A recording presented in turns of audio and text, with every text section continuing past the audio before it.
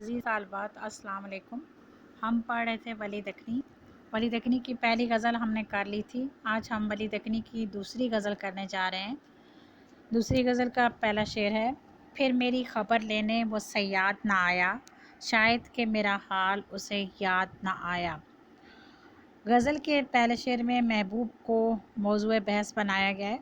اور اس میں وہ شاعر یہ کہتا ہے کہ محبوب جو ہے، اب جب ہم غزل کی تشریح کریں گے تو سب سے پہلے غزل کی تشریح کرنے سے پہلے آپ نے جو موضوع لیا گیا ہے اسے پس منظر بیان کرنا ہے۔ تو یہاں پہ چونکہ محبوب کا موضوع لیا گیا ہے اور محبوب کی بے وفائی اور بے نیازی کا ذکر کیا جا رہا ہے، تو آپ اس میں لکھیں گی کہ اردو شاعری میں جو روایتی محبوب ہے وہ بہت ہی ظالم ہوتا ہے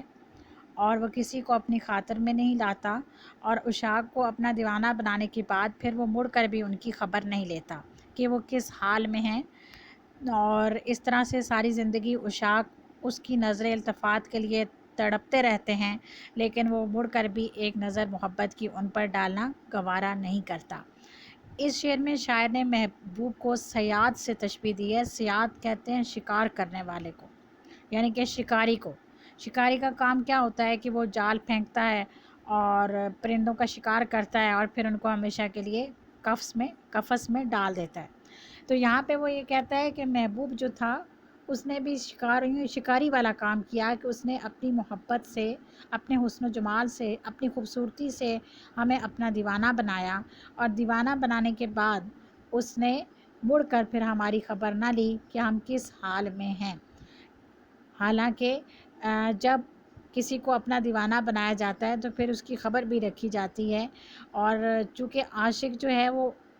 عشق صادق کے ساتھ جو ہے سچے دل سے محبوب کو چاہ رہا ہوتا ہے، اس لیے اس کی خواہش ہوتی ہے کہ وہ جس کے عشق میں گرفتار ہے وہ کبھی نہ کبھی آ کے اس کا حال اور اس کا باز پرس کرے، اس سے پوچھے کہ وہ کس حال میں۔ لیکن محبوب کی بے نیازی کا یہ عالم ہے کہ وہ لوگوں کو دیوانہ بناتا ہے اور دیوانہ بنانے کے بعد پھر ان کی طرف مڑ کر بھی نہیں دیکھتا، اور وہ اسی طرح سے روتے دھوتے تڑپتے اس دنیا سے گزر جاتے ہیں، لیکن وہ ان کا جو ہے خیال نہیں کرتا، نہ ان کی طرف دیکھتا ہے، نہ ان کی طرف نظر التفات کرتا ہے۔ یہ موضوع ہمیں اردو شاعری میں بکثرت ملتا ہے۔ مثلاً غالب کا ہم لکھ سکتے ہیں: ہم نے مانا کہ تغافل نہ کرو گے لیکن، ہم نے مانا کہ تغافل نہ کرو گے لیکن، خاک ہو جائیں گے ہم تم کو خبر ہونے تک۔ اور آپ اس میں لکھ سکتی ہیں: یہ نہ تھی ہماری قسمت کہ وصال یار ہوتا، یہ نہ تھی ہماری قسمت کہ وصال یار ہوتا، اگر اور جیتے رہتے یہی انتظار ہوتا۔ اور آپ اس میں لکھ سکتی ہیں فیض احمد فیض کا: تم آئے ہو نہ شب انتظار گزری ہے، تم آئے ہو نہ شب انتظار گزری ہے تلاش میں سحر بار بار گزری ہے۔ پہلی غزل جب میں نے آپ کو پڑھائی تھی تو طالبات میں نے آپ کو بتایا تھا کہ اردو شاعری میں چند ایک موضوعات ہیں جن پہ تقریباً آپ دیکھیں گے کہ زیادہ تر اشعار انہی موضوعات پر آپ کو ملیں گے، اس لیے یہ چند ایک جو موضوعات ہیں ان سے متعلقہ اشعار اگر آپ یاد کر لیں گے تو وہ آپ بڑی آسانی کے ساتھ تشریح میں ان کو کوٹ کر سکتے ہیں۔ نیکسٹ شعر ہے: مدت ستی مشتاق ہیں عشاق جفا کے، بیداد کہ وہ ظالم بیداد نہ آیا۔ مدت ستی کا مطلب ہے ایک مدت گزر گئی ہے، مشتاق ہیں یعنی کہ اس کو تلاش کر رہے ہیں، ڈھونڈ رہے ہیں۔ کون؟ عشاق۔ عشاق عاشقوں کی جمع ہے، جفا کہتے ہیں ظلم و ستم کو، بیداد بھی ظلم و ستم کو کہتے ہیں، اور ظالم بیداد کا مطلب ہے ظلم و ستم کرنے والا محبوب۔ تو اس شعر میں بھی تقریباً وہی مفہوم ہے جو اوپر والے شعر میں شاعر نے کہا ہے۔ یہاں پہ بھی وہ کہتا ہے کہ ایک مدت سے جو عاشق ہیں وہ محبوب کو ڈھونڈ رہے ہیں کہ وہ ان کو اپنا دیوانہ بنانے کے بعد دوبارہ سے اس طرف آیا ہی نہیں۔ محبت تو وہ کیا، محبت کے تو وہ متمنی ہی نہیں، وہ تو متمنی ہیں اس کے ظلم و ستم کے، ظلم و جفا کے، کیونکہ وہ اسی بات پہ خوش ہیں کہ محبوب سے کوئی نہ کوئی تعلق تو قائم ہے، چاہے محبت کا نہ صحیح، نفرت کا ہی صحیح۔ لیکن اب ظلم و ستم کی حد یہ ہے کہ محبوب نے ان کو اپنا دیوانہ بنانے کے بعد ان پر ظلم و ستم کرنا بھی چھوڑ دیا ہے۔ تو شاعر یہ کہتا ہے کہ عاشق ایک عرصے سے اس چیز کے منتظر ہیں کہ کب وہ آئے اور ان پر آ کر ظلم و ستم کرے، لیکن افسوس کہ وہ ظلم کرنے والا محبوب دوبارہ پلٹ کر نہیں آیا، اور نہ اس نے آ کر ان لوگوں کی خبر لی کہ یہ لوگ کس حال میں ہیں، زندہ بھی ہیں کہ مر گئے، یا ان پر کیا گزری۔ یہاں پہ آپ شعر لکھ سکتی ہیں، اب تو گھبرا کے یہ کہتے ہیں کہ مر جائیں گے، اب تو گھبرا کے یہ کہتے ہیں کہ مر جائیں گے، مر کے بھی چین نہ پایا تو کدھر جائیں گے۔ اس کے علاوہ اوپر جو ہم نے شعر کیا وہ والے اشعار بھی یہاں پہ آپ کوٹ کر سکتی ہیں۔ نیکسٹ شعر ہے، جاری کیا ہوں جوئے رواں اشک رواں سوں، افسوس کہ وہ غیرت شمشاد نہ آیا۔ جاری کیا ہوں یعنی کہ میں رو رہا ہوں، جوئے رواں بہتی ہوئی ندی کی طرح، اشک رواں یعنی میرے آنسو مسلسل بہتی ہوئی ندی کی طرح برس رہے ہیں، افسوس کہ وہ غیرت شمشاد نہ آیا۔ شمشاد درخت کو کہتے ہیں، اور اس درخت کی خاص خصوصیت یہ ہوتی ہے کہ یہ بہت لمبا اور سیدھا ہوتا ہے، اور اس کو عام طور پر جو محبوب اردو شاعری کا جو روایتی محبوب ہے اس کی خوبصورتیوں میں ایک خاص خوبصورتی یہ بھی ہے کہ وہ لمبے قد کا ہوتا ہے۔ تو یہاں پہ شاعر جو ہے وہ عاشق کی حالت اظہار بیان کر رہا ہے کہ عاشق محبوب کے عشق میں مبتلا ہونے کے بعد مسلسل رونا دھونا جو ہے وہ اس کا شغل بن چکا ہے، وہ روتا دھوتا رہتا ہے، اس کی یاد میں آہیں بھرتا رہتا ہے، اور اس کی آنکھوں سے آنسو اس طرح سے بہتے ہیں جیسے ندی میں کثرت سے پانی ہوتا ہے، اس طرح کثرت سے اس کی آنکھیں جو ہیں وہ اشکوں سے تر رہتی ہیں اور وہ روتا رہتا ہے۔ لیکن افسوس یہ ہے کہ وہ لمبے قد والا محبوب جو ہے وہ مڑ کر نہیں آیا، اور نہ ہی اس نے آ کر اس کی خبر لی تاکہ اس کی بے قراری میں کچھ تو قرار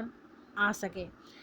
تو یہاں پہ چونکہ یہ ایک ہی جیسے موضوع والے اشعار آ رہے ہیں تو آپ اس میں پہلے لکھیں گی کہ اردو شاعری میں جو روایتی محبوب کا کردار ہے وہ بہت ہی ظالم ہوتا ہے، بہت ہی خوبصورت، بہت ہی حسین و جمیل ہے، لیکن ساتھ ہی بہت ظالم ہے، اور خاص طور پر عاشق صادق کی طرف جو نظر ڈالنا بھی گوارا نہیں کرتا، اور جو عاشق صادق ہے وہ ساری زندگی اس چکر میں لگا رہتا ہے کہ وہ کسی بھی طریقے سے محبوب کے دل میں اپنی جگہ بنا لے، لیکن افسوس یہ ہے کہ اس کی ساری کوششیں اور ساری جو کوششیں وہ کرتا ہے وہ رائے گاں چلی جاتی ہیں، وہ محبوب کے دل میں کبھی بھی جگہ نہیں بنا پاتا، کیونکہ محبوب جو ہے اس کو اس کی سچی محبت جو ہے وہ نظر ہی نہیں آتی۔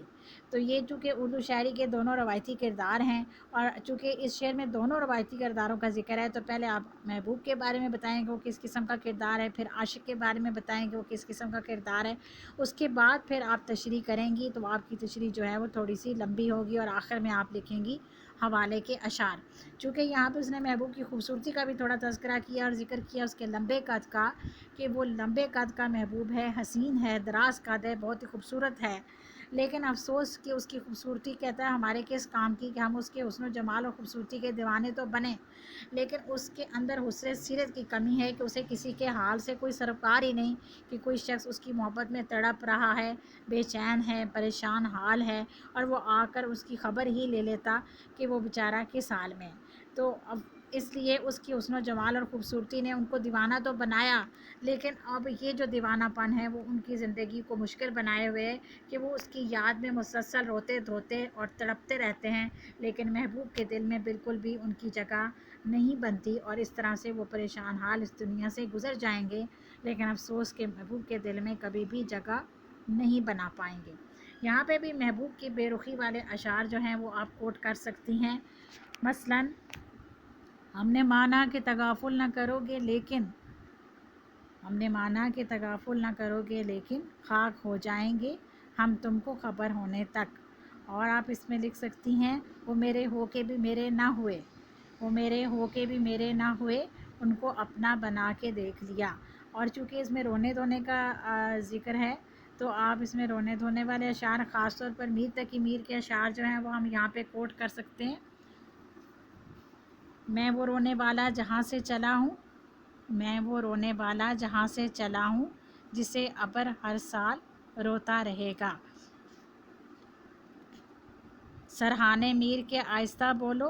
سرہانے میر کے آہستہ بولو، ابھی ٹک روتے روتے سو گیا ہے۔ اس طرح کے اشعار جو ہیں وہ آپ یہاں پہ کوٹ کر سکتی ہیں،